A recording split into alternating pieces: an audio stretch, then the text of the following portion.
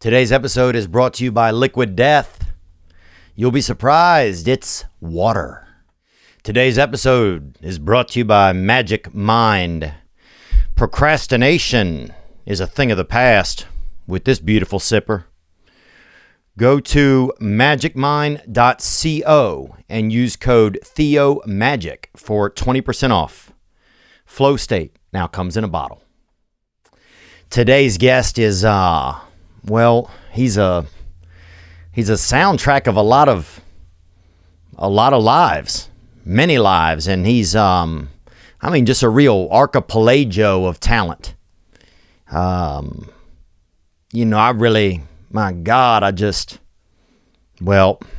You'll hear all about it. I'm honored to be able to be in his presence today and to have a conversation with the musical superhero, Mr. Travis Tritt. Shine that light on me. I'll sit and tell you my stories. Shine on me, and I will find a song. I will sing it just for you.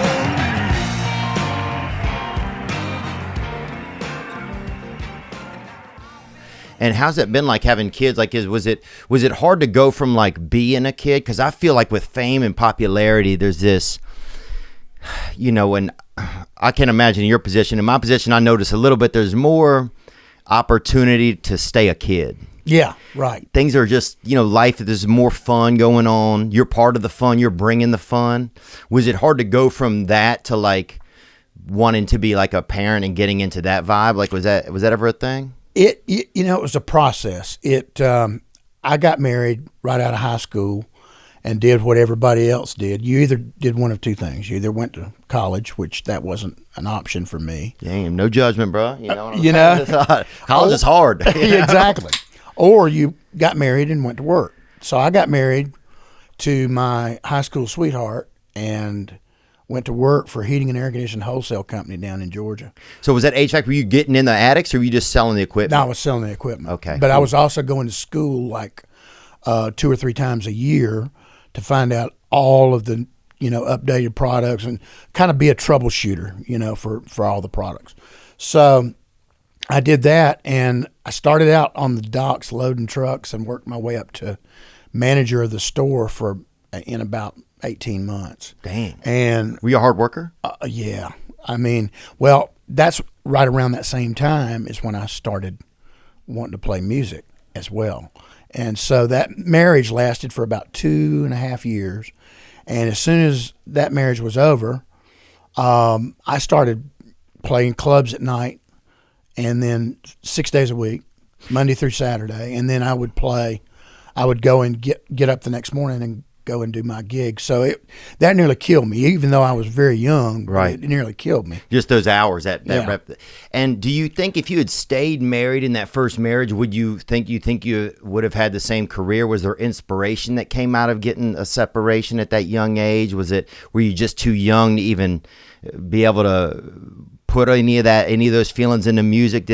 I wouldn't even have thought about it probably at that particular time. Thought about music? Yeah, as a full-time gig. Right. I played occasionally with, I had a little band that I played with, every now and then, but not very often. And I was my wife at the time, she kind of discouraged me from doing that too, because, when you're new, young couple, yeah, you don't want your husband out, riff-raffing traveling around all over the place, man. Yeah. And it's not even, doing a live performance, it's not a real job to people until you start to really make it, I feel like. That's right. Until then, you're just somebody who's trying to break up marriages around the area. I feel like. Like, people are like, this shit is a little strange. That's a good analogy. It really is. So, but that whole thing it just worked out, and I did the day job and the night job for I don't know, 8 months maybe, and I started realizing that I was having more fun at my night job than I was at my day job, and oddly enough, I was making more money at my night job than I was at my day job. So I went back to my vice president and said, look, if I don't take this shot now, I'll never know. I'll end up being an old man one day, and I'll never know whether or not I could have made it in the music industry. So I quit that job and never looked back. Was there a person that kind of like chatted with you and influenced you? My best friend Scott's dad, actually, he introduced me to Jerry Clower, who I was telling you about, who's one of my favorite comedians, and just a storyteller. You know, I just miss so often now. Everything's glanced over the art of storytelling, and it's all just like almost like everything's an equation of what sells. You know, and Jerry Clower just did it. He just put me in a comfortable place. But my best friend, when I was young, his dad was from Mississippi, and he introduced me to Jerry Clower. And then he said to me one day, I said, I think about doing stand-up comedy. And he goes, well, you have to go do it. You have to go and take that chance, because otherwise your life will be there. You can always come back, Was there anybody like that that kind of, or was it just you playing that kind of influenced you to keep moving? The vice president of the heating and air conditioning wholesale company that I told you about, he also was a really good guitar player, and he had, of course, it was a kind of a family business, and his whole family, his dad had been president of the company, and they had groomed him to basically do that. But when he was very young, I think he had an offer from Carlos Santana to go out on the road and play guitar with Carlos Santana. That's huge. He's wonderful. And he passed it up. Oh. And so when I went to him and told him about what my dreams were, he's like, man, do it. Because he said, I will be that guy in my rocking chair at however old, 80 years old, wondering, man, I wonder if I could have made it in the music industry. Man. And he also gave me a kind of a safety net, because he said, look, man, if it doesn't work, your job here is always safe. So I knew I had something to fall back on. Yeah. But it worked out great, man. I mean, it was just it seemed like it's paid off for you. Yeah. From an outsider's perspective. Do you miss sometimes, like I've gotten to some light levels of success in my work in the past few years, and it's been a long series of work, but it's kind of weird. I felt like when I got to a certain level of like mild popularity or comfort, all my problems would go away, right, or other things would disappear. But really, you're just still right there. Oh, those things never change, And the more success that you do have, first of all, the busier you are. Yeah. I remember the first 2 years when I started releasing records in 1989. The first 2 years, I was home each year a total of 14 days each year. Oh my God. And no 2 days were ever together, Theo. They were all, it was just like one day here, because you're either writing or recording, or you're out on the road performing concerts, or you're doing videos or doing press or doing whatever. Yeah. And it's every single day. When it takes off like that, it's every single day. And I don't have the luxury of being Travis Tritt 40 hours a week. Right. Right. Wouldn't it be nice? Wouldn't it be nice you could clock out at a certain hour? It would be, man. You're like, all right, I'm just Donnie Tritt now. You know what I'm saying? I'll be like, yeah. Joe Schmo. Yeah. Yeah. Wouldn't that be nice it to would clock be great. out of it? It'd be great. But on the other side of that coin, I've found that for me, the old saying about find something that you love to do and find a way to make a living with it, and you'll never work a day in your life. And that's really true for me. I mean, there's it's not all glitz, and a lot of people out there think it's celebrity all the time, and they think it's glitz and glamour and all this stuff.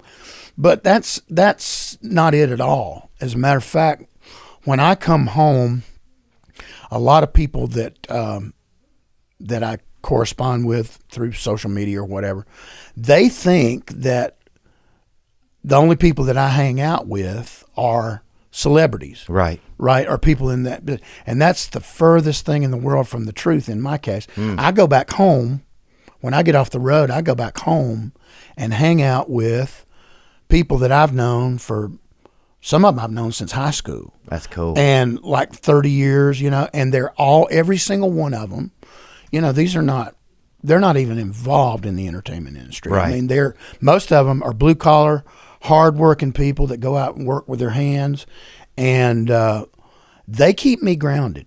They keep me grounded. If I came back home and started acting anything other than the Travis that they know and have known for all these years, man, they wouldn't hesitate 1 second. Give you an ass whooping, maybe. Oh man, put me right do it. back in my place. Dang. Exactly. Was there a time because it's when things get busy, especially in you guys' world, it's such a rocket ship. I mean, I did about 1.5 years of touring, and it was so intense, around the world, and it was just intense. I was just there were countries I don't even remember being in. Right. Really. And this happened 1.5 years. It was just it's almost bizarre, kind of just the pace that you go at. And was there a time when you had to kind of check your ego at all? Because the ego is a dangerous thing. It's not even something we control. That ego, it can start to, because you see a reflection of yourself so often in posters and in people's smiles. They're so excited to see little things like that. It can creep into your soul and build you up. Did you ever struggle with it? I don't know that I necessarily struggle with ego, but obviously when you're just trying to get started, and especially back in those days, everybody's in competition with each other. And there weren't, as far as all of the people that were the newcomers, they didn't hang out a lot, together with each other. I mean, everybody's kind of, and they're very secretive. They're keeping their stuff to themselves because they don't want Rush almost or something. Exactly. They don't want anybody else to know exactly what it is that they're doing for their recipe for success. Wow. And so it gets competitive, and I've always been a competitive guy. Yeah. I like to compete and I like to win. Yeah. So there comes a point in time where you have to realize that, hey, a little friendly competition, there's nothing wrong with that. But at the same time, you have to remember that, nobody was more surprised to have the career success than I was. I remember in the early days, man, you dream about it. You dream about wanting to have that. But and then it becomes a reality. I mean, when it becomes a reality, I remember being on stage, man, and you'd be in these big, huge arenas that seated, 25,000 people, and it's sold out, and they're there to see you. And I'm looking at the band and looking at the guys, and it's going, can you believe this shit is happening? This is unbelievable to me. Tell me I was dreaming, baby. It's unbelievable. Yeah. Wow. Yeah. Yeah, sometimes there's some surprising moments. You can never really live in the fame or in the popularity. It's almost like it's something that's bigger than you. It's almost, exactly.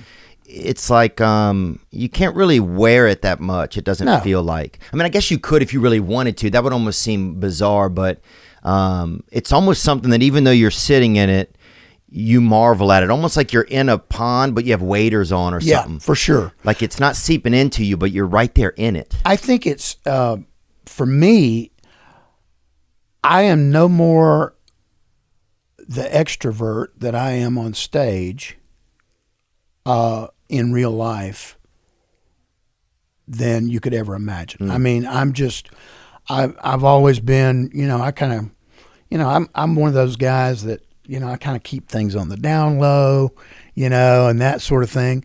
And any partying I did back in those days, I did pretty much with a very small group. Yeah.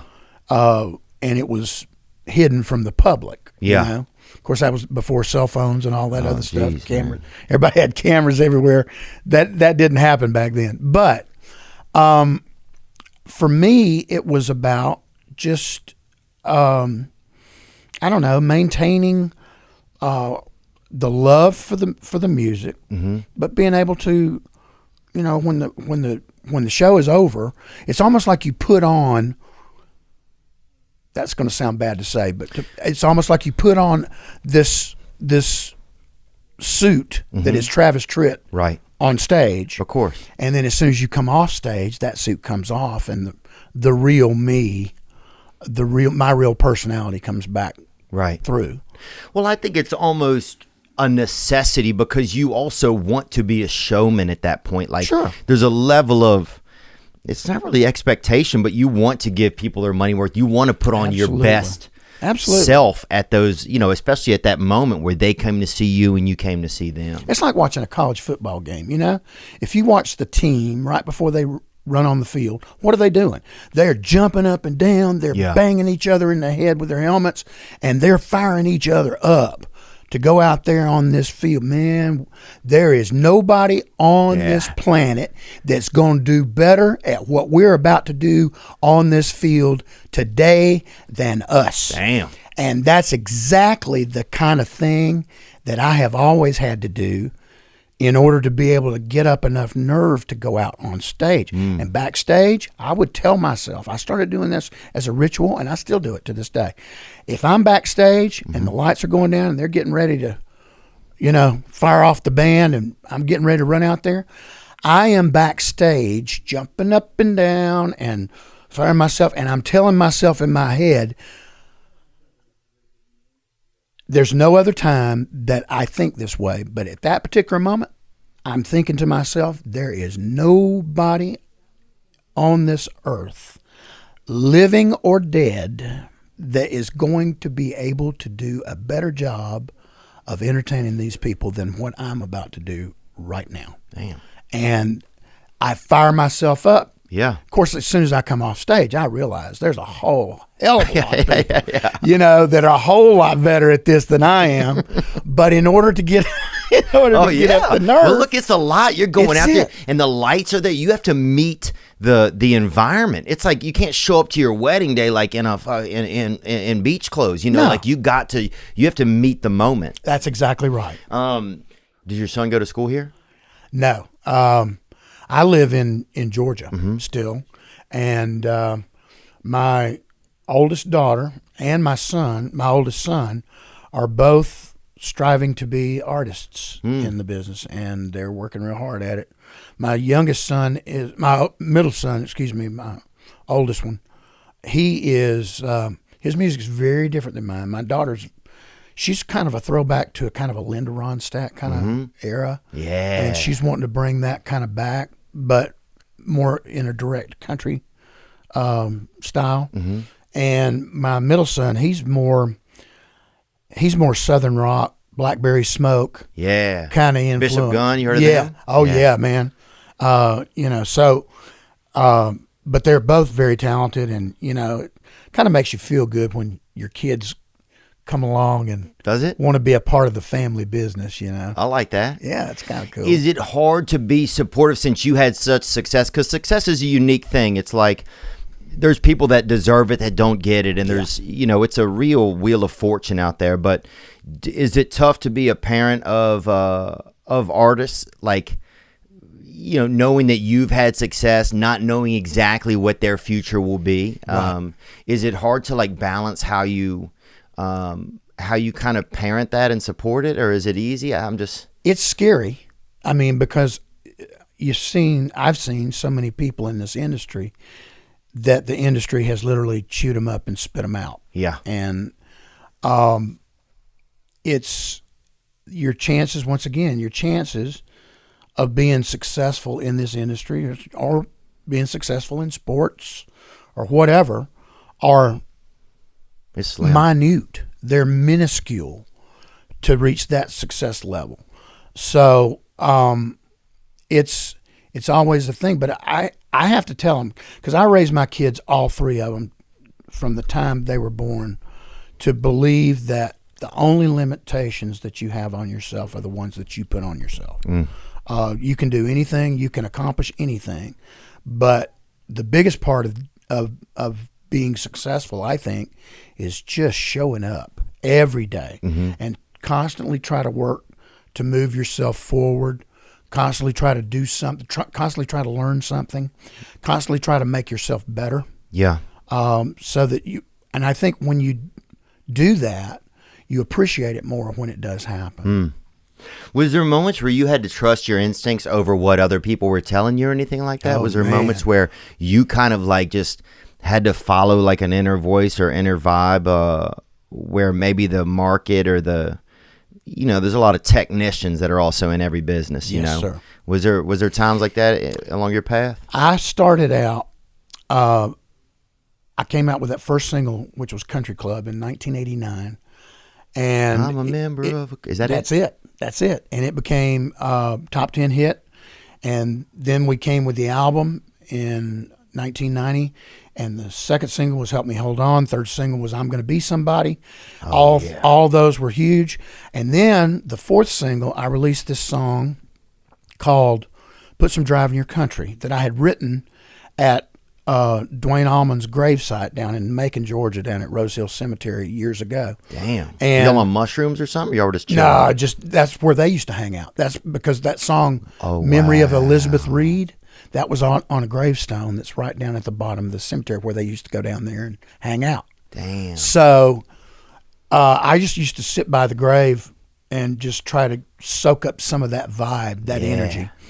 And because that song had all these distorted rock guitars on it, and it was a throwback to that Leonard Skinner, Allman Brothers kind of thing, man, everybody in Nashville, Tennessee that was involved in the music industry and everybody at radio, in country radio, all of a sudden they just came out, man, claws out. And they started... Angry? Oh, pissed off. Because you had, taken their sound? No, because I was not following the rules at the time of country music, which were you can use pedal steel guitar and you can do this and you can do that, but we don't allow that kind of stuff, you know. So all these writers in these country music magazines, man, they start trashing me. And I turn on the radio and I hear some disc jockey or some program director talking about, oh, well, he's just trying to be a rebel, or he must be hard to get along with. And some of them actually came out privately and said it. He's an asshole. Damn, that's kind of cool. I think that's kind of dope, dude. Sometimes you hear somebody thinks you're an asshole, it hurts you a little bit, but you're like, oh, that's kind of cool. Well, it was starting to get to me, and then they hit me with the one that really did the most damage at the time. They said, well, he's just an outlaw. Damn. And it was really starting to get to me until I met Waylon Jennings. We have a question that came in right here. This might be pertaining to it, actually. So let's just pop this up and see if it fits in, man. Hey, Theo. Hey, Travis. Hey, buddy. Hey, man, this is Josh, Southern Indiana. Travis, seen you in concert a couple times. Always remember the tribute to Waylon Jennings. Tell me how he influenced your life and your singing. Thanks, man. Gang, gang.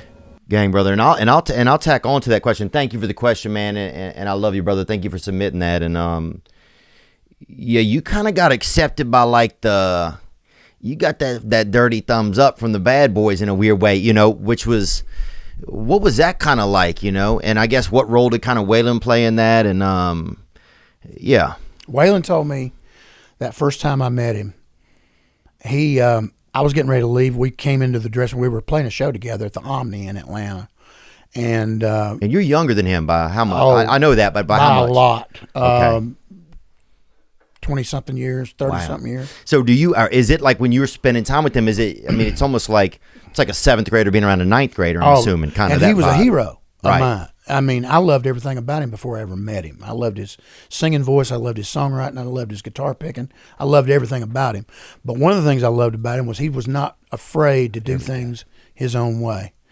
And he sat me down in his dressing room that first time we ever met, and he said, Listen, Hoss, I've been hearing all the stuff that they've been saying about you in Nashville and on these radio stations. He said, let me just remind you that everything that they are saying about you now is exactly what they said about me and about Willie Nelson and Johnny Cash and Hank Williams Jr.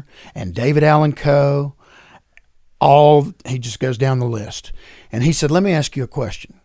He said, are you still selling records? And I said, yeah. I said, man, I've been lucky. Everything I've done so far has sold platinum or better. 1 million copies or better. And he said, well, are you still drawing people into your shows? I said, yeah, man, we're playing huge arenas and they're sold out. He said, listen, those are the people you should care about their opinion because all these people in Nashville, they're saying all this stuff about you. They get their music for free.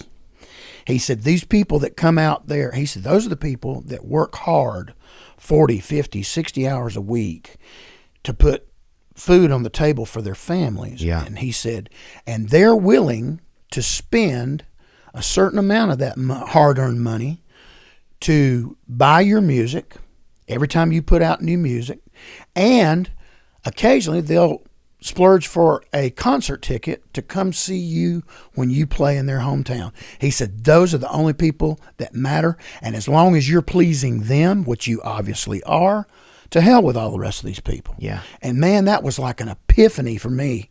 And it took a tremendous amount of weight off of my shoulders, because I realized at that particular point, Waylon and all the rest of those guys that were labeled as outlaws, they got that label by simply doing the same thing that I was doing, which is just wanting to do my music my own way and show my influences, all my influences, which were very widespread. I grew up, country was always my center. George Jones, Merle Haggard, that was my center. But I also grew up loving the Allman Brothers, Leonard Skinner, Marshall Tucker Band, Charlie Daniels, and then of course the Eagles and Boston and Fleetwood Mac and all this other stuff. And then blues. I was always a blues fan, still am. Your voice has a lot of it, man. When I listen to some of your tunes, I'm like, man, this reminds me. There are moments where it goes into like a light gospel. You know what I'm saying? Or a light. It takes me through like the different neighborhoods that were, adjacent to the neighborhoods I grew up in. Mm-hmm. It takes me through. There's just, I can feel some of that, man. Well, Mississippi, man, I mean, that's so much great blues stuff came out of there, and that's one of the reasons why that was always a staple. If you take bluegrass and if you take blues and straight ahead country and southern rock, and mix all those together, and then sprinkle a little bit of southern gospel over the top of it. Yeah, that's gospel, me. baby. That's me. Looking for the Lord, man. That's like Jerry Clower. He ended up being a pastor at the end of his time, I think. Yeah, I think so. He was a preacher at the end of his time. I think so. Here's a picture right here. Will you go back to that, Sean? Here's a picture of you and Mr. Jennings right here. Is it kind of interesting to see this photo? Oh, yeah. That was the first time we met. Really? That was right before we had that conversation that I just told you about. And was he like, did he carry himself like an outlaw? He did. He had that Jesse James vibe a little, huh? His give-a-shitter was totally broken. Yeah. He didn't care. Dude, that's awesome, man. Yeah, man. To have that moment right there. Yeah, that was the first night. And did he have any traditions that you noticed kind of backstage, or what was did he have any? As far as traditions, I don't, were you allowed to spend time with him backstage before the show? Or he kind of like to be by himself, or did he? No, he was always really good about, anytime I was around. He and Waylon was one of those kind of people, if he liked you, he let you know it. Mm.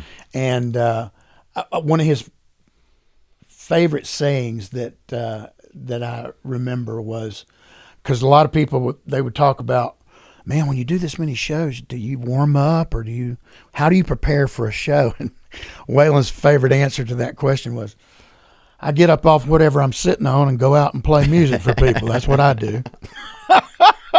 And that answer alone just gives you an idea of what his he was just cool, man. Yeah. A cool guy, and a guy that was just, wanting to do his kind of music his own way, and that's what he was going to do, and he didn't give a shit what anybody thought about that. I love that.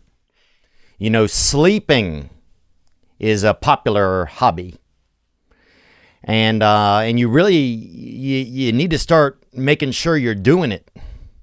Not being able to sleep because of politics or pandemics, or because of a neighbor who's probably inbred and he's over there trying to holler at his own sister. Different things keep you awake.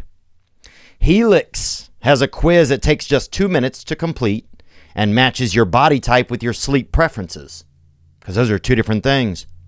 And they will let you know the perfect mattress. Why would you buy a mattress made for someone else? You shouldn't do it. With Helix, you're getting a mattress you know will be perfect for the way you sleep. So if you're looking for a mattress, take the quiz and start Goldilocking and get the rest you need. Don't ever go to a mattress store again. Helix is offering up to $200 off of all mattress orders and 2 free pillows for our listeners at helixsleep.com/Theo. Now that is what I call a quality deal. That's helixsleep.com/THEO for up to $200 off and 2 free pillows. helixsleep.com/Theo. Get the rest you need. You know, sometimes your penis ain't good, it ain't good. And that's on you sometimes, and sometimes that's on God, and sometimes that's on society. You know, I remember a case of weak erections passed through our town once when I was young. And everybody was just barely just limping out the front of their pants. Quiet times at night.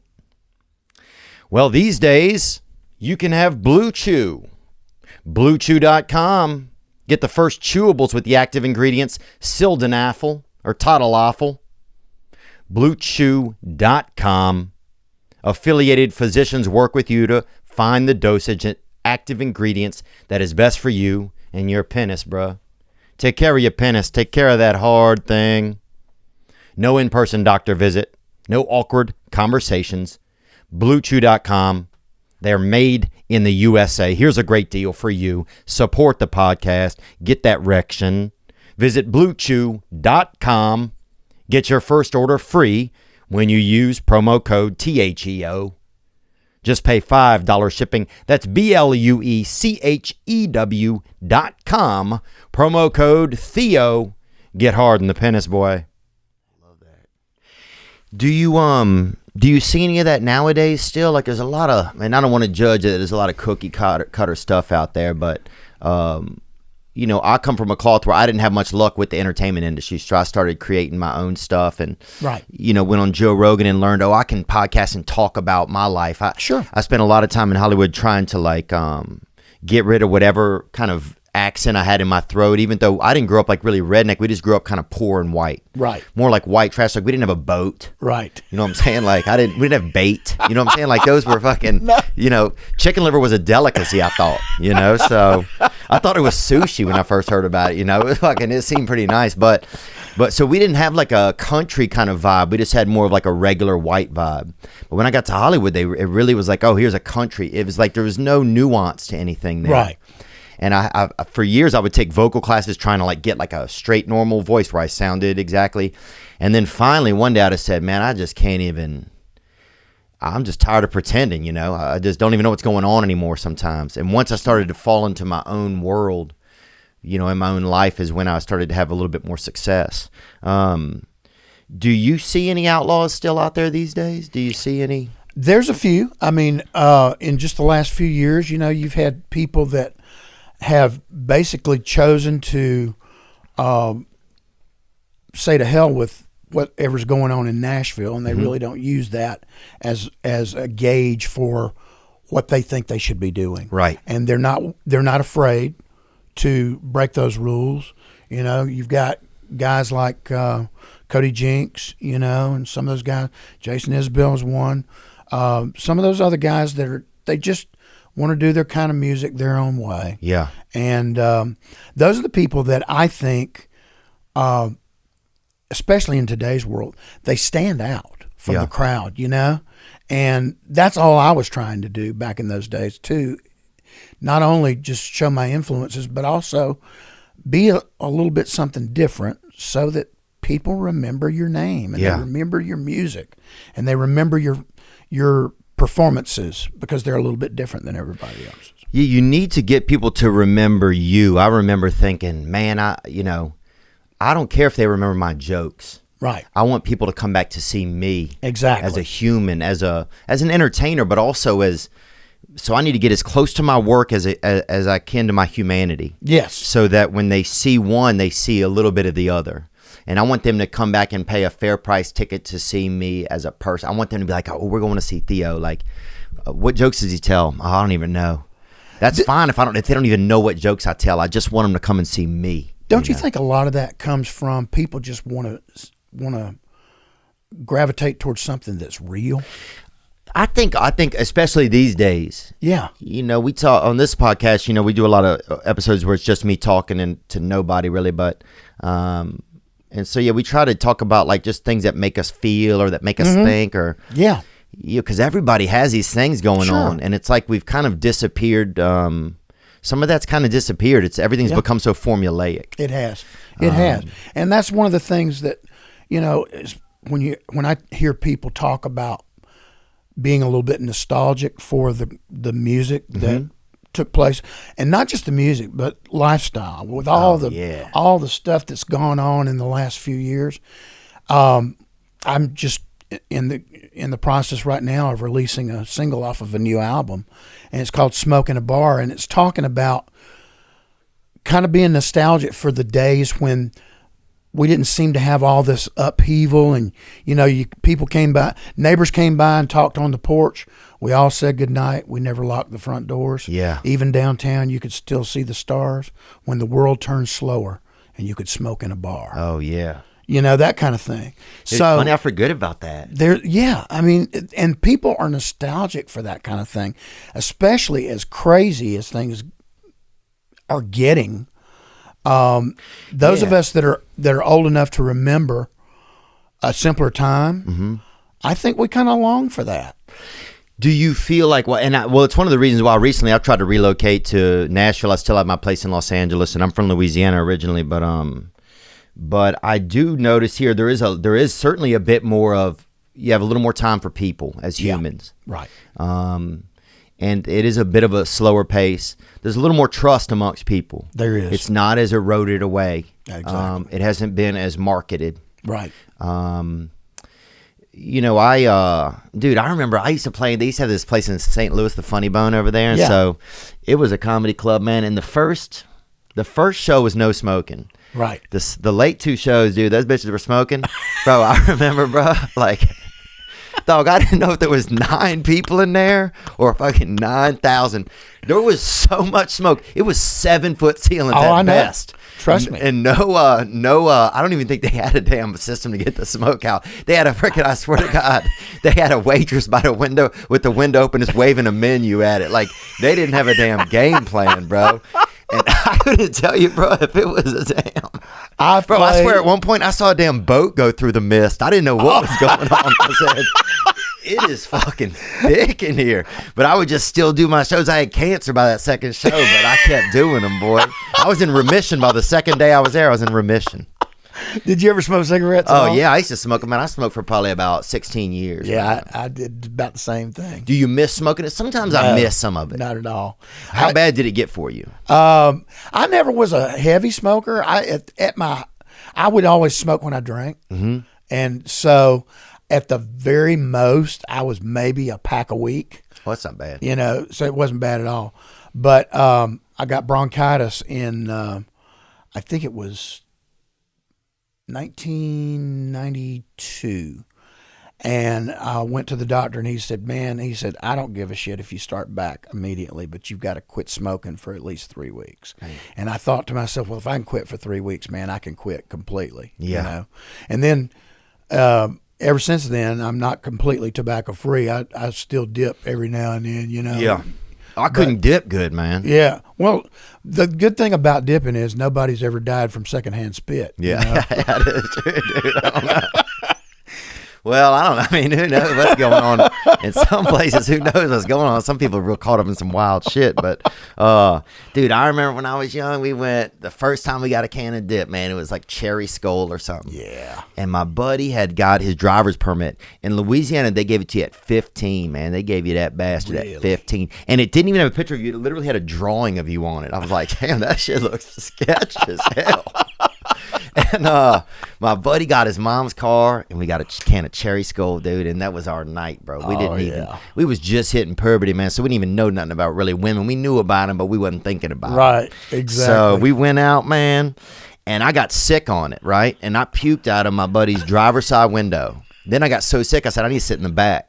I puked out of each window in the back. Okay, look. So in the morning, my buddy, his mom came back in town or whatever. she sees the car, and there's vomit out of it, all 3 windows. So she said, who were you? Went out with some kind of party. And he said, look, I went out with Theo. He got sick. He just vomited out of all 3 windows. His mom, to this day, doesn't believe him. She said, what kind of maniac would vomit out of 3 different windows? That'll make you do it. That was fun, especially man. the first time. Oh, yeah. Woo. Dude, I miss stuff like that. You remember the first time you ever drank or anything like that, or anything like that? Man, I shouldn't even tell this story, but I'm gonna tell you. Yeah, I was 16 years old, and my high school was doing the play Godspell, and you were in the play? I was singing. Oh, damn, off boy. stage. I was singing off stage. Oh, damn, yeah. They weren't ready for you in the center yet. No. They said, let's put them in the wing. There you go. Yeah. And the guy that was our theater teacher, he's sitting, we were doing rehearsals, and he's sipping on a Coke can. And I just got a whiff of it, and it smelled like peppermint. And I thought, now that's not Coca-Cola, man. Yeah. So I asked him one day, I said, what are you drinking? And he said, peppermint schnapps. And he told you. And he gave me some. Oh, hell yeah. So that's the Lord working. Man, I remember that was all I needed right there, man. It's like, yeah, this is good. And until I got sick on it, and then I can't stand the smell of it to this day. Oh, I could imagine. That's a strong one. Yeah. That's a weird one. But oh God, I did would you just sing? Would you just do it at the shows? Yeah. Well, I mean, all my buddies. I mean, we're country boys, man. Oh, yeah. We lived out in the country, so you know the thing. Everybody went to work, did what they had to do, and then when you get off work, let's go buy some beers and let's go find some place to hang and party. Oh yeah. You know, and that might be a club, that might be a bonfire out back. Yeah. That might be, you know. There was a big waterfall that was close to our area where the Chattahoochee River ran through. And a lot of times, hey, we're all going to meet at the falls tonight. Let's go over there, you know. So just, That's you know, fun. stuff like that. Yeah, it was, you know, normal. Yeah, and such a rich environment for creating music, I feel like. Such a rich environment for creating memories and moments. I just remember, things then, a lot of songs then I felt like had a little bit, and I hate to blanket statement like this because it's not always true, but there was sometimes more story that I could relate to. Maybe I was also at an age where I was really just growing up and still coming into life, you know, in your late teens and 20s.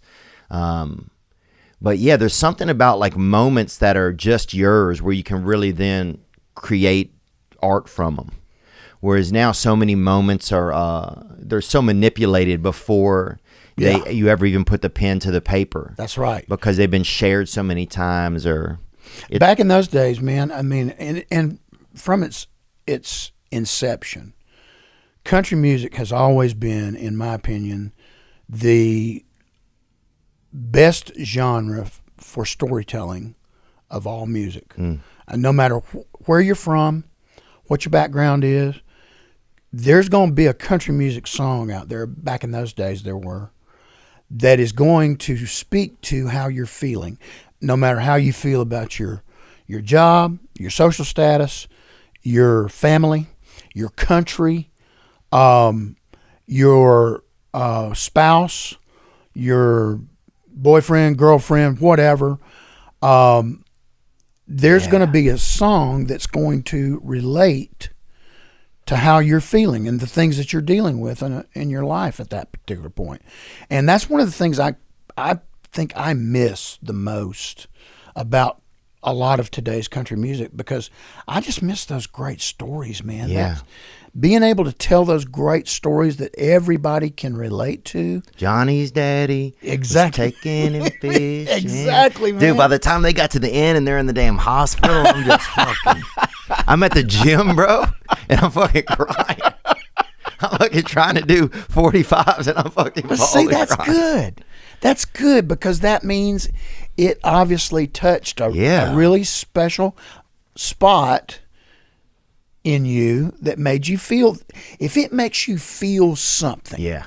I don't care what it is, anger, fear, sadness, joy, whatever it may be, if it makes you feel something, Yeah. that's a pretty darn good sign, man. Yeah, man. I remember, I'm trying to think of ones. Well, we went to the dances, so a lot of y'all's music, they would play at some of our dances Yeah. once I got like later into high school, man. Yeah. And some of those, man, you hit those ballads, you get out there with a lady, bro. There was nothing like that. There was nothing like that, man.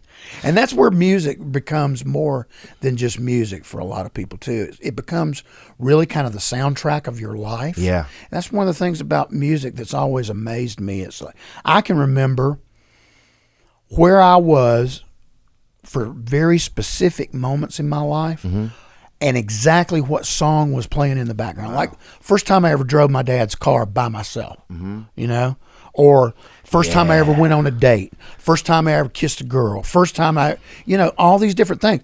And I knew exactly what song was playing in the background for each one of those individual things because they're not just something that's playing in the background, it's the soundtrack of your life. And every time I hear that song today, any one of those songs, it takes me right back to that spot again. And I think a lot of people, music does that for them. Yeah, I think, man, my mom got one of those Warner Brothers like music disc things for like 19 cents. You got like 6 albums, you know? Yeah, right. So she picked out 4 and she let us pick out 2, you know? And we would have to clean the house to Bryan Adams every weekend, man. Absolutely. Yeah. Yeah, man. Have I told Yeah. you lately? Well, no, that's not even Bryan Adams. No, that's Ray Rod Charles. Stewart. Rod Stewart. Rod Stewart was one of the she got. She got Leonard Cohen, Rod Stewart, Bryan Adams. But man, we would and the Traveling Wilburys. Oh, she yeah, got. man. Dude, that was a band that never got the. I mean, I'm sure they maybe did at the time, but I mean that was even before your time. But it was like, man, that band. Well, that was like the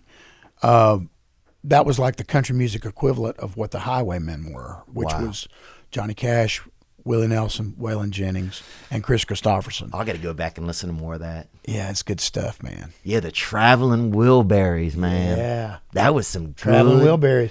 That's some of the best in the business right there. You got Tom Petty in there. You got George Harrison. Did you ever want to? Did you ever try to cheat genres a little? Did you ever feel like you were or trying to get out of your own? Like, because it's like, I know it's not cheat genres, but did you ever? Was there ever a moment where you felt like you were just sometimes our lives change, Right? And so the art we're putting out changes with it, and sometimes it's hard to. You know, we're like, man, this has worked so well for me. I'm almost scared of getting older, growing into something different or anything. Did you ever feel like there were moments where your music changed much? No, I really didn't. I've always kind of used the same recipe for making records, and that is that I just want to include a little bit of each one of those different genres that were so influential to me. So there's going to be, in the process of just recording this, I just recorded the first album that I've done in studio in 13 years. Oh, dang. And I recorded it with Dave Cobb, who produces the legend. Chris Stapleton and Sturgill Simpson and all those guys. And it's done now? Yeah, it's done. And how do you feel good about it? Yeah, I feel great about it. It's going to be out May 7th. It's called Set in Stone.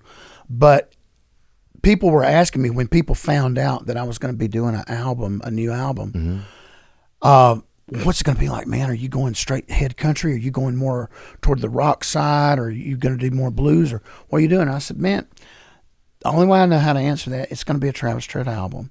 And that means that every Travis Tritt album that I've ever done has had the same recipe, which is show a little bit of the blues, show a little bit of the southern rock influence, show a little bit of that straight ahead country stuff, show a little bit of the bluegrass, and just show and sprinkle a little bit of southern gospel over the top of it.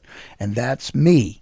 So that's exactly what we did. And there's, if you are particularly into one genre over another, you may not like every song, but there's going to be something on there you're going to like. I like that.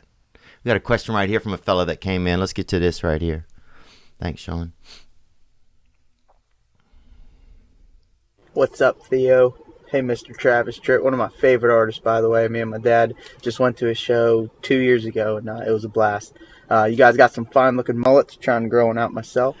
For Travis, I'm just curious, some of your new favorite artists. Country ain't the same as it used to be, but just wanted your take. Thanks, guys. Gang, gang. Well, you said Cody Jinks. You said I love Chris Stapleton too. I think he's tremendously talented. he's timeless. It's almost like listening to a cavern of nostalgia, comfort. There's a lot that goes in. Yeah. It's almost like a whiskey or something. He's Yeah, like a really exactly. good whiskey. Exactly. He's really good. I love Marcus King. Oh yeah, he was just on Tom Segura's podcast, wasn't he, Sean? He Yeah, is. people love him. He's such a neat person as well. It seems like. Yeah, man. He is a talented dude. There he is. Yeah, he's so. Yeah. There's just something immediately so endearing about him when you even see him. He's got a great voice, great guitar player, great musician. He's and he's got a lot of that same blues, southern rock influence, and he's not afraid to show it. That Larry Fleet, you listen to it? Oh, I love Larry Fleet. Yeah. I actually met Larry Fleet for the first time. I was hosting a show for USA Network called Real Country back about I might remember this. 3 years ago. Yeah. Me, Shania Twain, Jake Owen were the Jake's an awesome guy. host judges, and one of the people that came up in the competition was Larry Fleet. And I remember telling him as soon as he actually won his round, and I remember going up to him after cameras were shut off and just telling him, man, you are an amazing talent. I'm looking forward to hearing more from you. And he just has just done some great stuff recently. He's got a song out called That's Where I Find God. Oh yeah. That is just Oh, it's one of the ones that made me feel when you talked about songs that make you feel. Or There make you go. I mean, it's like somebody took a trailer hitch from the world and Yeah. literally hooked it onto my heart. That's right. You That's know, right. It's a there's great something analogy. special he does there. Yeah, he's a super unique man, super talent. I believe that we're kind of getting into a time where Morgan Wallen, you listen to Morgan? Yeah, I like Morgan. Yeah, I love lot. Morgan. A Yeah, lot. he came on like maybe a month ago. Yeah. Yeah, he's a close buddy of mine, man. He's almost too talented. Yeah, exactly. I almost feel like sometimes Exactly. I'll listen to so many of his songs. I'm like, Jesus Christ, man, Yeah. throw a couple bad ones in here. You know? And then he's always like, he's like, look, guys, I just want to tell you, they don't, somebody leaked my music at Walmart, and I don't even shop at Walmart. I love him, bro. He's such a, and Morgan, I love you, so I'm just, but I introduced him to UFC. We watched some UFC fights a couple weeks ago. He's a special talent, man. He's a special talent. I think that people are getting more into, like you're talking nostalgia and connection. I feel like during this virus, during the pandemic, that a lot of people have started to say, I don't know if I want this rat race. Yeah, man. Whatever this is. It doesn't, the allure of it, it's almost like the curtain got pulled back on some of just the relentless go for what. Yeah, exactly.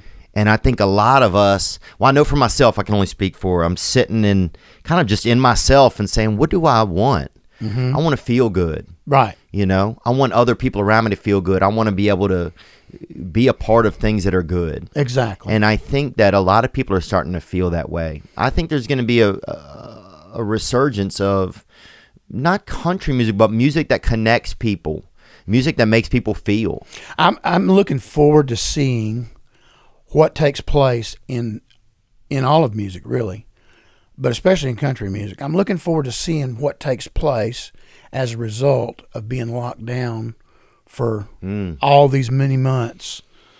And because good and well, all these great songwriters and all these artists and all these people, they have had nothing better to do with their time than to sit down and do exactly that. All of those things. And I think it's almost going to be like a baby boom, except for music. Yeah. I think we're going to see that. And that's exciting to think about. But the baby's a pedal steel, maybe. That's a brag. Yeah. Like, damn, it's a 6-pound, 8-ounce pedal steel guitar. It's a girl. Congratulations. It's a progressive instrument. We have a question that came in right here from you. You might even notice this lady. She was at I remember her from. She was at Kid Rock's 50th, actually. Awesome. Hey Travis, Tammy here. Big fan. I think you had some of the best music videos of the 90s. I think your performance in your video Tell Me I Was Dreaming should have won an Oscar. My question to you is, I know you've done a lot of acting in your career. Which do you prefer? Full-time rock star or full-time movie star? Love ya. Love you too. That's a good question, man, because at certain points of popularity, they start to offer you things that they might not have offered you. You don't have to go into that room to audition as much. That's exact. Man, I had no aspirations whatsoever about being an actor. Right. But did it grow on you though? Well, I enjoyed it, and I'll tell you the reason why. Mm-hmm. I was always out of my element when I was doing a movie or a television show or whatever it may be, when I was doing any kind of acting. And so because I was so insecure about it and so nervous about it, I didn't just go in and learn my lines. I learned the whole damn script. I knew everybody's lines. Damn. And because I have a real hard time multitasking. I get real laser focused on whatever it is I'm doing at the moment. Mm-hmm. So if I'm songwriting, I'm focused on that. If I'm recording, I'm really focused on that. And if I'm performing, I'm really focused on that. So doing these acting roles, it forced me to concentrate so much on that I completely took a vacation from music. I didn't think about music. I didn't talk about music. I didn't try to write music or whatever. And I found that the benefit of that was when I finished a acting role and came back to the music, I found that I was more creative. It was like, man, this is a fresh start again. Yeah. And I wrote better songs. I performed better. My mind was more in the game, because if you do anything, I think, over a long period of time, same thing over and over again, it can tend to get a little bit monotonous. Yeah. But if you get a break from it, and then you get a chance to come back and look at it through a little bit different perspective, it helped me tremendously. I think it helps make me a better artist and a better songwriter and a better entertainer. Was there a role ever that you kind of like, oh, this is kind of neat? Like, because acting, one of the reasons that people don't know acting, if you're a touring artist, acting takes a lot of time. It does. Really long. So, you know, as a musician, you could probably do 6 shows in a daytime of, you would do one set or one scene or half an episode of a TV program or something. Yeah. So that's one of the reasons I think a lot of entertainers don't go over into acting that aren't actors. Right. Was there a role or something you felt like you kind of got into or something? Man, the one I had the most fun with was I got to do you remember a show called Tales from the Crypt? Yes. Yes, I remember the beginning, the opening thing with the skeletons. Exactly. Yeah. Okay. I got to do Tales from the Crypt with Hank Azaria and with Ben Stein.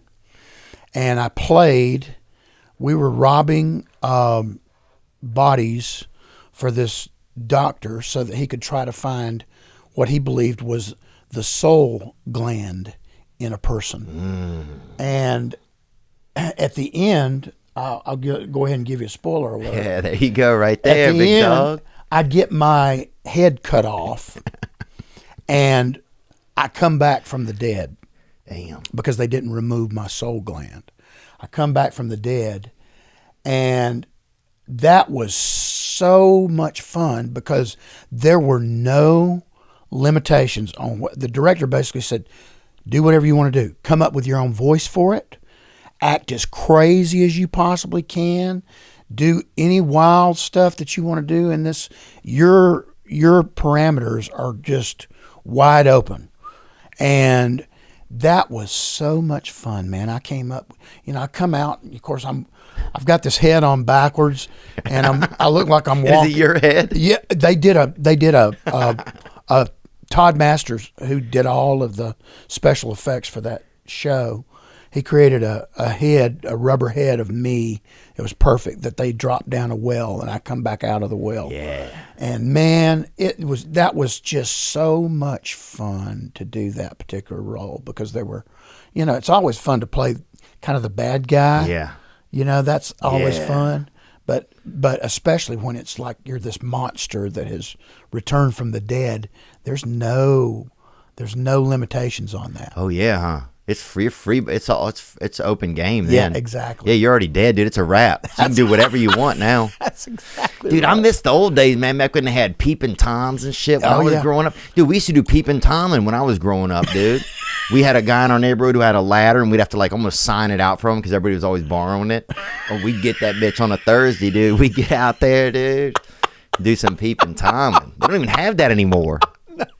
You know what I'm saying? Like, damn, that is... When's the last time you heard of anybody getting arrested for peeping Tom? Dude, in high school, we had a buddy who did, but and all my other friends were like, man, that's disgraceful. I'm like, I think it's pretty cool. You know what I'm saying, man? I told him, I even said, hey, man, don't smoke cigarettes out there and leave the butts. That's how they catch you. Yeah, you got it. And I said, look, if you're going to be out there for a couple hours, do a little gardening while you're out There there. you You know what I'm saying? There you go. Have some respect. There you go. Have for some who you're respect. looking at. Yeah. Have some respect. Dude, I miss those days, man. I'm heavily nostalgic. I love nostalgia. I love sometimes just laying back and trying to feel through the moments that I had as a child and as a young adult. And there's just something so wonderful about like the freshness of life then, how every moment is like in a Ziploc bag and you're Absolutely. just cracking that thing open for the first time, what about like a first kiss? Was there anything special that you had like that growing up? Yeah, I mean, falling in love. Oh, it was fun, wasn't it? Oh, man, it was awesome. It was awesome. God, it was fun, It dude. was awesome. It was so severe. Oh, yeah, exactly. Exactly. And everything that happened, man, you could relate it to, oh, man, this relates to how I feel about so-and-so, It's just crazy. But, I don't think that ever really goes away completely, because I remember when I met my wife, I've been married 3 times. This is my 3rd marriage. But like getting hit by rice, huh? a bird seed.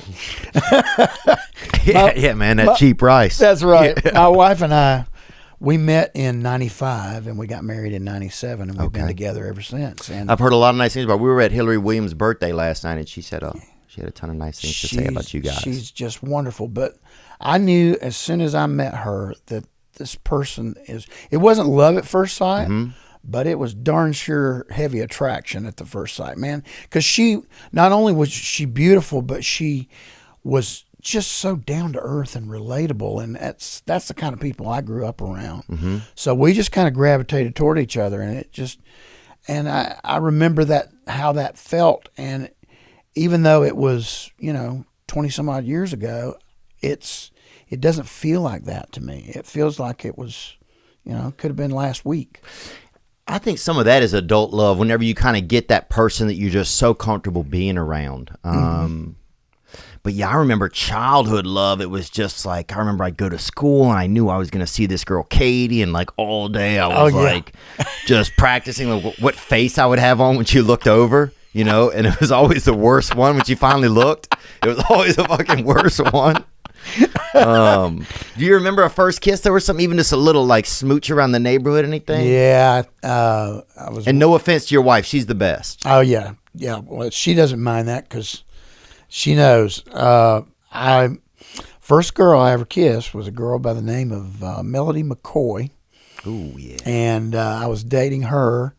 And she was in that same play, Godspell. So this was all around the same time. Oh, yeah. You liquored up. You're learning it all, baby. Absolutely, man. Let's go. I'm learning quick.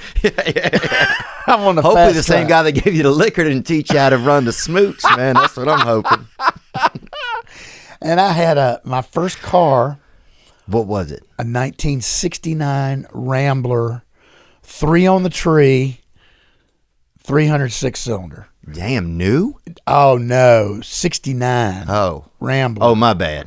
69 Rambler. It was a piece of junk, man. Yeah. And if Rambler was an appropriate name for it. oh, my God. It was terrible. But it was mine, and I bought it. Yeah. And, How much was it? $500. Hell yeah, dude! Yeah. I had a 1984 Ford Escort for $600, and See? somebody stole the passenger seat out of it. So people would get in and they had to go directly to the back. Nobody would have wanted the passenger seat out of this one, man. It was awful. It was terrible. It was so bad. Instead of, you know how you turn on the windshield washers, spray the windshield washer fluid up on Yeah. them? Well, this one had a little bulb on the floorboard pump it? that you had to pump like a water gun. It was terrible. Like, It hold was on, there's some terrible. bird shit out there. Let me get this Exactly. thing going. Exactly. That's But great. man, we went out. Where'd you take her? Do you remember? I took her to there was a park close to our house, and they had like swing sets and a little one of those merry-go-round Yeah. things, and I took her to that.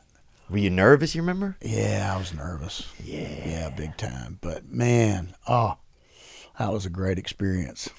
Dude, I remember they had this girl in my neighborhood named Chrissy Hunt, and she was missing a tooth, or one of us was. I don't know. You know what I'm saying? It was that age. I don't know. Somebody, dude, between two of us, I think we had about 11 teeth, and it was just, I didn't come from a heavily enameled area, and she was, I remember we kind of locked ourselves in a room or something. I think we'd felt so much pressure. Kids in the neighborhood were always being like, kiss each other, and we were so scared. And then I remember at one point thinking I was supposed to like touch her breast, but I remember touching my own. I was so scared to touch hers, I started touching my own. I just didn't know what to do, man. But I didn't want to be a wimp, so I just. Absolutely. Dude, I think I had bigger chest than she did at the time. I mean, it was just young, And we had this guy in our neighborhood. The dad was an Elvis impersonator, right? But we only had about 600 people in town. We don't need a fucking Elvis impersonator. This dude was alcoholic. Oh, okay. So, but I mean, he also dressed up like Elvis at least, so it's pretty entertaining. But he would make his kids stay in the yard, and he had an electric fence, dude. And one of the girls would let me go over there and like kind of smooch her through the electricity, bro. Oh man, Bro, the stress at just God, I can still feel the stress in my neck trying to kiss through those wires. Holy bro. cow! God. Wow, man. Dude, and then I forgot about this. So this girl, Chrissy's brother, he was like, I think he more preferred the company of men, and so he made us, I remember this now, he made us dress up like army people and put our hair back and like made our hair look short, hers and made me and his sister kiss each other, dressed up like little men. Yeah, I think that's How old? Dude, I think we were probably about 13, boy, 12 maybe. He shouldn't have been doing that. He was only about 16, so I don't think he really knew what he was doing either. But when I look back on it, I'm like, why are we both lieutenants? You know what I'm saying? Like, that dude was. And then he went into the military years later. He went into. Did he it. really? Yeah, he did, man. Awesome. But damn, yeah. There's something I love about that. We got a question right here that came up from somebody. What up, Theo gang, baby? I just got a question for Travis real quick. I want to know, what do you miss most about the climb to fame in the music industry when you were out there cutting your teeth on Broadway or wherever you were? What do you miss most about that? And Theo, why don't you use some of that money from your butt and get your tire fixed? Amen, dude. I had a flat tire, and I got up to 8 cans of Fix-A-Flat in it before I finally took it in, man. So that's who I am, You procrastinator. Oh, I was like, you can hold one more can. Like, bro, I mean, that thing was, dude. They had to replace a lot of stuff when I finally got over there. They said, your tire has plaque buildup. I said, plaque buildup? Take it to the dentist. Yeah, dude, I need to take this thing somewhere else. Somewhere else. Yeah, what about that climb, man? Because there's something, once you kind of achieved a level, your level of success is a really rare level, but what do you miss about that climb? What do you miss about, really miss about some of the early moments, I wouldn't say I miss it, but because you can never replicate that, really. Exactly. You can't you can only, launch that rocket one time, but and when it's all new to you, that you're only a virgin once. Yeah. And the fact that I was playing all those bars and clubs and stuff, and I've told my son and my daughter that want to get into music about that experience. Man, I learned so much the hard way playing all those smoky clubs like you're talking about, those smoky bars and dives and beer joints and honky tonks and bowling alleys and pool halls and Bowling alleys was always the weirdest. oh man, weird place, man, Yeah, right? dude. You're hitting a low note and somebody just damn gets a split. You're like, damn. But you're having to compete against all of that, and plus you're having to compete against alcohol to try to get these people's attention. And every one of the places that I played, man, they either had pool tables or they had dart boards or they had pinball machines or maybe all of the above. So you're trying to compete against all that. And it was difficult, man. It was rough. And I went through a lot of nights where, how in the world am I going to get these people's attention?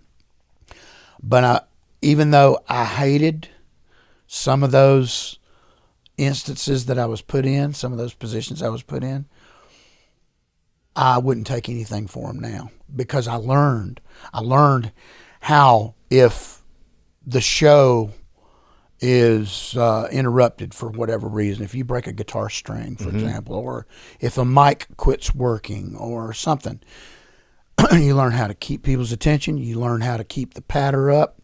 You learn how to work your way through it. And those are the things that I still pull from that book of knowledge. I still pull from that every single day when I get on stage.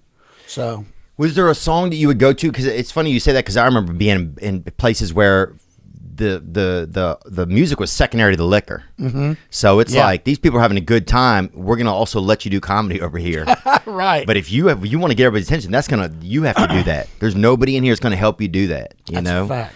Was there a song or something you went to sometimes when you realized, okay, I got to kind of reel it back in here? Ever when you were starting? Yeah, there were two songs that I really learned right off the bat.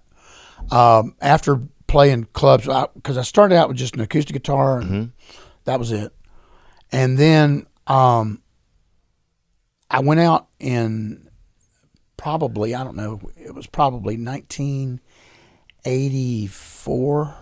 Yeah. And I went out and bought a Fender Twin amp, and I bought a Fender Stratocaster, and somehow or another, I've never even seen one since then, but I bought a 100-foot guitar cord. Mm-hmm. So the first two sets that night, because they're serving food in there too. It's a bar, restaurant kind of thing. The first two sets, man, I'm up there with my acoustic guitar and I'm playing James Taylor and John Denver and whatever, George Strait. But by the time it got to that third one, pull out that electric guitar and that 100-foot guitar cord, and I'm running out on top of people's tables, kicking beer and shit over, and but I had their attention. 737 coming nice. Absolutely, man. Absolutely. And I'm doing Johnny B. Good. Yeah. And stuff like that. Traveling band. Getting people's attention. On the other side of that coin, I found out that, because you'd have fights that would break out, occasionally. Yeah, what do you play, a ballad then? What do you do at that point, man? I found out not only a ballad, but the right ballad. Nobody can fight. I learned this right off the bat, man. Nobody can fight if you play Silent Night. The Christmas song, Silent Night. Yeah, bro. That will stop a fight quicker than anything on this planet. Shepherds quake. I could see that, man.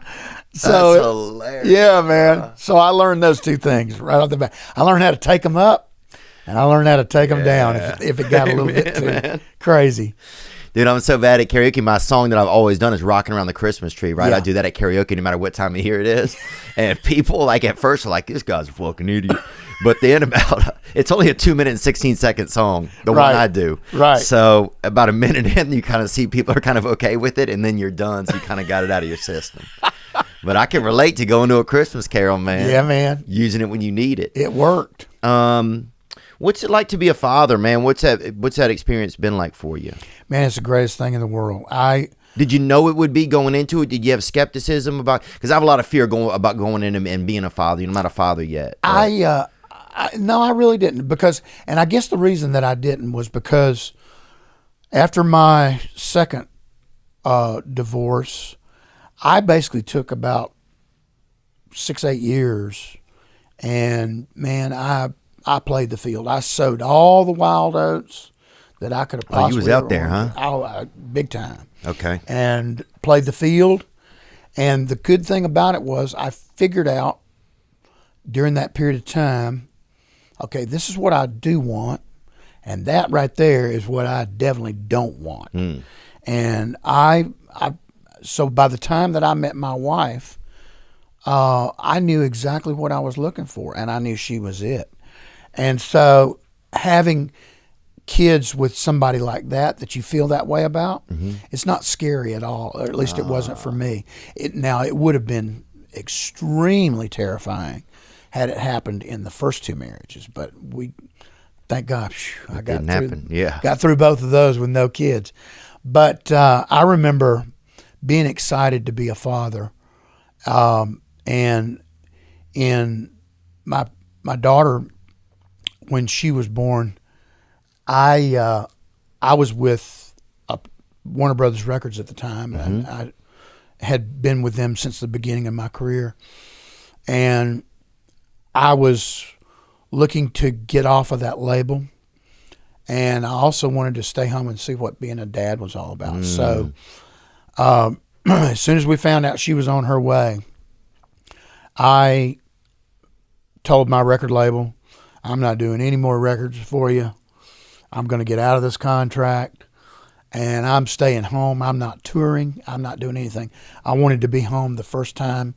I wanted to be home when she was born, but I wanted to be home when she took her first steps, when she said her first words.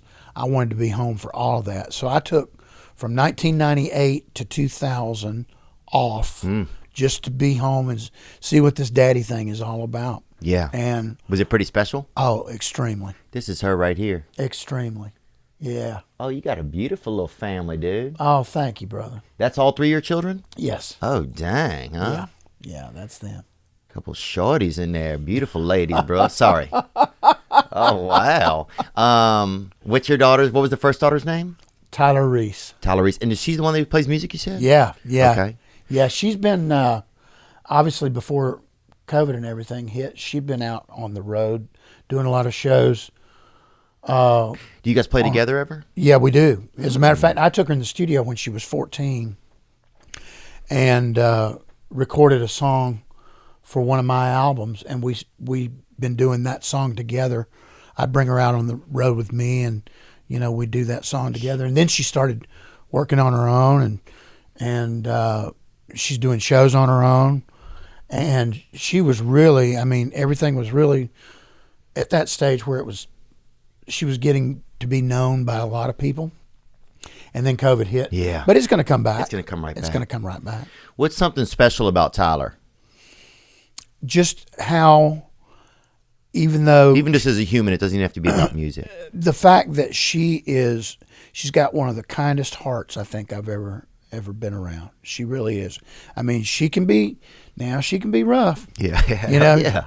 She lost her cell phone back at Easter of last year. Oh, that'll roughen a girl up. That's a female's Vietnam right there, dog. Man, she lost her cell phone for about 4 or 5 hours, 6 hours. And man, she didn't speak to me for like a week, because I was just trying to help, and it was pissing her off. But she's outside of the stuff like that. She's really one of the kindest hearted people. She cares about people. She cares about family, and she's extremely sweet. That's Very cool, sweet. man. That's cool. And your son, his name is Taylor, you said? No, Tristan is Tristan, my middle, and then my youngest one is Tarian, Tarian. Oh, dang, like the Lannisters almost, like from Game of Thrones. Yeah. That's right. dope, dude. Yeah. That's dope. Yeah. And what's Tristan like? Tristan is, he's very laid back. Mm-hmm. He looks almost exactly like me. He's got to get that mull going then. Does he have that haircut or no? Yeah. He has some flow? Yeah. Praise God, bro. Yeah, he's got some fun going. Yeah, man. That lettuce. The kids call it lettuce. You know that? That's what they call it. They call it that cabbage. That's what they call it. Cabbage? Yeah, they call it that lettuce. Yeah. Well, Tristan Tritt he's coming into his own. And the more I watch him perform live, he's got a group called Tristan Tritt and Pale Moon Creek. And the more I see him live on stage, the more he looks exactly like, I look at him and it's like looking in a mirror. Wow, it's interesting. Yeah. Huh? I see him and I see me. That's cool. It's just a fact. But, yeah, that's him. There you go. There he is on the left. Oh, cool. Yeah, that's him. That's cool, man. That's neat to have your family kind of be involved in what you're in, and it seems like you guys are able to navigate it pretty comfortably without any too much envy or anything like that. That's the thing that I think would be tough. Maybe it would seem like from an outsider's perspective, if there's like envy from the kids that makes the parenting uncomfortable or something. Yeah, everybody, our family really has always gotten along extremely well. And I know one of the things that blows my mind, as I said, my daughter is 23, my son is 21, and my youngest son is 17. And I know when I was at any one of those ages, man, all I wanted to do was get as far away from my parents as I possibly could, man. I just get out on my own and do my thing. But our kids, and I give my wife credit for this, she raised them with so much of an appreciation for the family unit. And hey, this is family. Blood's thicker than water. You take care of your family. Amen. And so she instilled that in them, and they still, man, I mean, they love being with us. And we have some of the greatest times in the world together. Just that's cool. Going out and doing things, and but even like mundane things.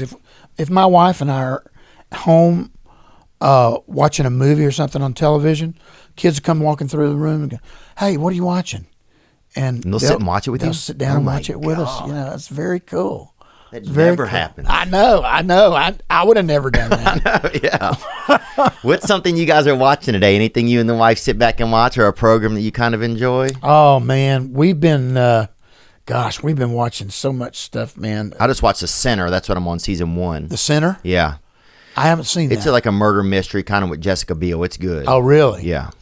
Well, we've been watching I think we've watched everything that there is available on Netflix. Yeah. Because the COVID lockdown stuff, everybody's just staying at home. It's going away pretty quick, though. Do you start to feel that a little bit? Yeah, we're starting to see our schedule is starting to open back up for the next few months. And it can't happen too soon for me, man, because there is something about, from an artist standpoint, I can tell you that if you love it as much as I do, there is a part of your life that is not complete if you're not able to go out there and do that at some point. Interesting. And I think from an audience standpoint, we have to bring live music back. Yeah, people are ready. They are chomping at the bit, man. I've been lucky, luckier than a lot of people. I've had the opportunity to do a few shows here and there in different places, but the people are just so hungry for it because they've been locked up and cooped up too.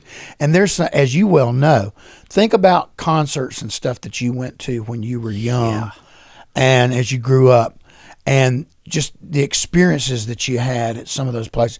There is nothing like being in a live audience. Yeah. And your favorite band or one of your favorite band doing some of your favorite songs, and you've got your fist up in the air, or you're playing air guitar out in the audience, and the lights are going, and everybody's drinking with your buddy. Exactly, the whole thing, man.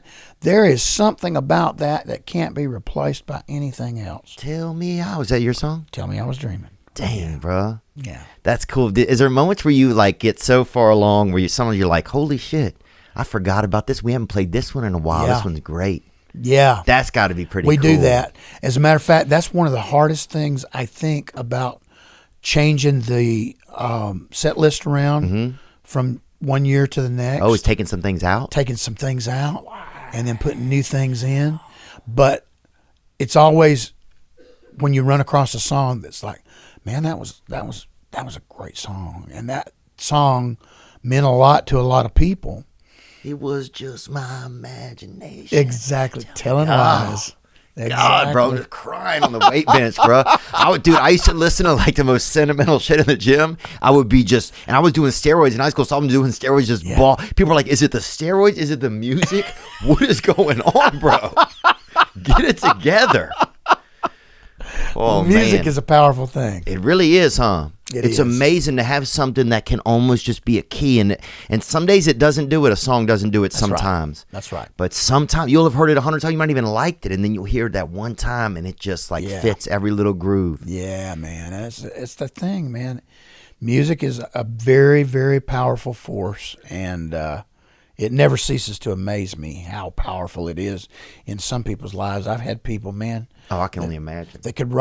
They come up to me and they say, man, when you wrote that song, you must have been reading my mail, because that's exactly what I've been feeling for a long time, and I just didn't know how to put it into words, but you did in a 3.5 minute song. You said everything I've been wanting to say.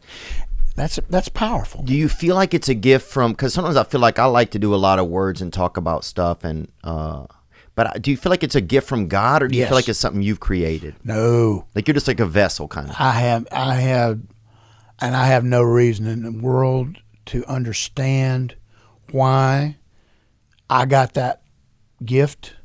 I have no reason in the world to understand why he picked me, but thank God he did. Yeah. You know, I mean, you got to accept it. It's been great. Yeah. It's been great because I've loved music all my life, and then to have the opportunity to play it and sing it and perform it and write it for a living, a really good living, over all these years, and provide for my family with it, man, it's the best. It's the best. Doing what you love. Absolutely. I got one last question for you. So I heard this is a rumor, and this is just like there's lore out there. There was the song "Here's a Quarter" that you got tired of playing because people would throw quarters on stage. Actually, I didn't get tired of playing it. I got hit by one. No way. When we first started playing that song, we were playing small clubs. So and people would start throwing quarters up on stage. And even if they threw one, it's not going to hurt anybody. Right. But when we start playing theaters, and you're third row balcony, to throw a quarter hard enough, Who would do that? people that are crazy as hell, man. So we started getting pelted. I would look down and Sorry to laugh, man. It's just crazy to think. Oh, no. Some guy in the third row, like, man, I think Travis needs this for yeah, the he song. does need He's that. on. At least I didn't have Leonard Skinner's problem. Leonard Skinner had a song way back in the 70s called "Give Me Back My Bullets," and people would throw live ammunition on stage. Oh man! But this guy, I was on stage one night in I think it was in Knoxville, Tennessee, and I got hit. Somebody threw one from third row balcony, and it hit me right here, and I thought I'd been shot. Damn. It was just one of those things where it's like, whoa. And you kind of lose it for a second, and then I look down, and there's blood just streaming. I got hit right above my right eye. Damn. And it's just gushing blood. So I grab a towel, and I'm trying to stop it, and I couldn't stop the bleeding. So bottom line is it stopped the show. It ended the show. So we had to start making an announcement to people. It's like, look, if you start throwing quarters and somebody gets hurt on stage, you're actually cheating yourself, because it's going to put an end to the show right then. Yeah. And it raises your ticket price by a damn quarter. Kind of. But thankfully with Venmo now, a lot of people don't have quarters on them. You know what I'm saying? Yeah. Like if I even see a quarter, I'll be shocked sometimes. I got wow, that's wild. I got Larry the Cable Guy a couple of years ago to do a intro for me, and it's like, hey y'all, it's Larry the Cable Guy. Because of the danger involved, please do not throw quarters or any other hard objects at the performers during the program. Otherwise, I'm going to come over to your house, shove a milk bone down your throat, stick a hungry dog up your hind end. That's awesome, man. Did you ever meet Jerry Clower? No, or even get to see him? did. You was probably a kid. You got to meet him. I got to meet him. No way. In the early days of my career, there was a show on the Nashville Network, which was later became CMT. Mm-hmm. There was a show called, it was Ralph Emery that hosted it, and it was Nashville Now. And I went on that show one night, and Jerry Clower was one of the other guests, and I got to meet him, and he was everything I hoped he would be, man. Just what a great guy. And I grew up probably the same way you did, listening to all those records that he did, you know. Yeah, about Knock 'em Out, John. Marcel Ledbetter. Yeah. And the Chainsaw. And, you know, always something. yeah. Marcel, Loudel. Here we go. You name all of them. It's great, man. Man, I loved him. But he was was he good.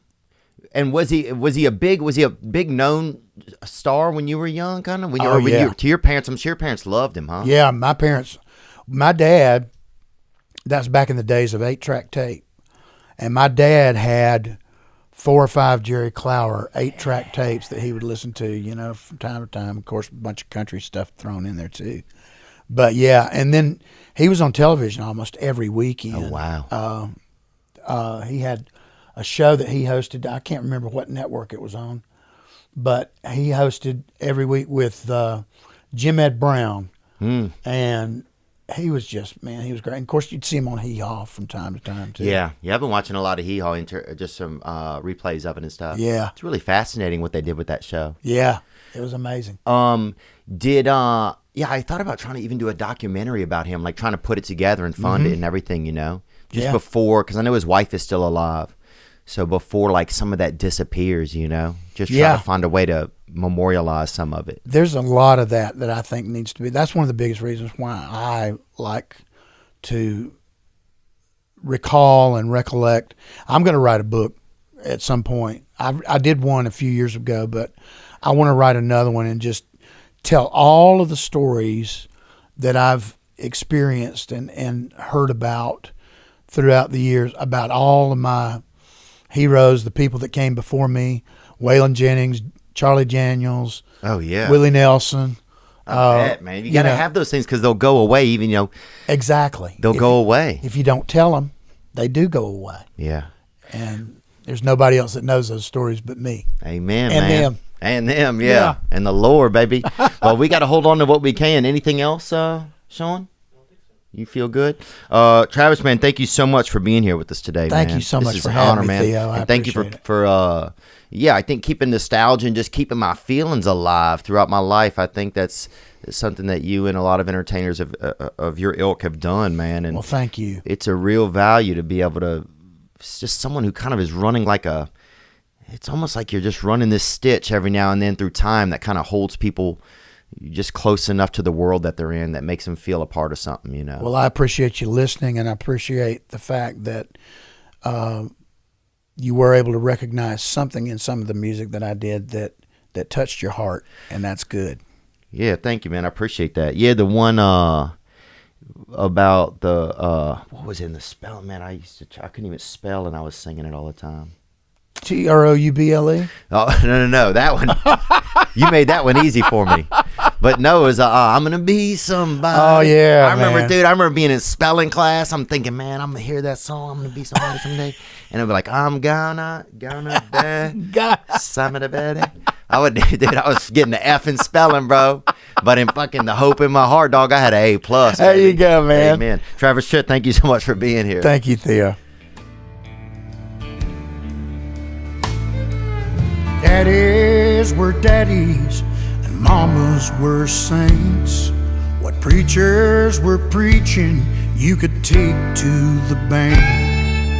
Kids played outside up until it turned dark, when the world turned slow and you could smoke in a bar.